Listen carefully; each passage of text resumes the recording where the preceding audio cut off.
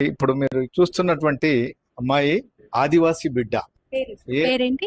తెలియదు నాకు. మహాలక్ష్మి అంటారు. తనకి తల్లి లేదు, తోబుట్టువులు లేరు, ఎవరూ లేరు. భద్రాద్రి కొత్తగూడెం జిల్లా దుమ్మగూడెం మండలం గ్రామంలో ఒక గుడిసెలో జీవిస్తుంది. మరి కాలం చేసిన గాయానికి విధి వంచితురాలై ఏ రామాంధుడు కాటు వేస్తే తన గర్భం తాల్చి తనకు గర్భం వచ్చిందన్న జ్ఞానం కూడా లేని ఈమె గురించి ఆ నోట ఈ నోట పడి మీడియా మాధ్యమం ద్వారా ప్రభుత్వానికి వెళ్లి కొత్తగూడెం కలెక్టర్ గారు అక్కడి డిడబ్ల్యూ గారికి సమాచారం ఇచ్చి దుమ్మగూడెం ఎంఆర్ఓ గారికి సమాచారం ఇచ్చి మరి ఈమెని ఎక్కడ అకామిడేట్ చేయాలి,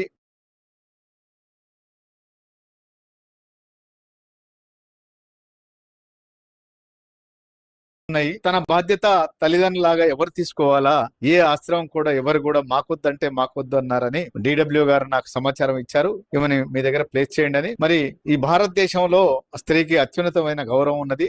ఒక దేవతలాగా పూజిస్తున్నాం, ఆరాధిస్తున్నాం. మరి అందరూ వద్దన్న ఈ యొక్క దేవతని అన్నం ఫౌండేషన్ బిడ్డగా భావించి ఖమ్మం నుండి అన్నం ఫౌండేషన్ అంబులెన్స్ లో దుమ్మగూడెం ప్రాంతానికి వెళ్లి స్థానిక సిడిపిఓ అని అటాచ్ చేశారు మాకు.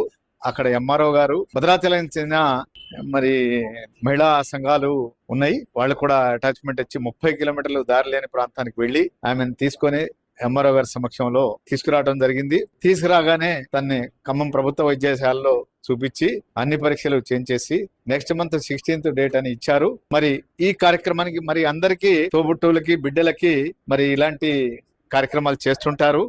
మరి ఎవరు లేని వారికి ఎవరు చేస్తారు అని చెప్పి శ్రీమంతం చేయాలని ఆలోచించి మానవతావాదులైన సంఘ సేవలు చేస్తున్నటువంటి మా మహిళా మండలి గారికి, మన దామా స్వరూప గారికి, సుమన్ గారికి, వారి బృందం అందరికీ తెలియపరిస్తే ఆ గ్రూప్లో పెట్టేసి ఇటువంటి కార్యక్రమం చేద్దాం రండి అంటే అందరూ ముందుకు వచ్చేసి ఈ కార్యక్రమంలో పాల్గొన్న సేవా దేవతలందరికీ మనస్ఫూర్తిగా పాదవందనం చేస్తున్నాను.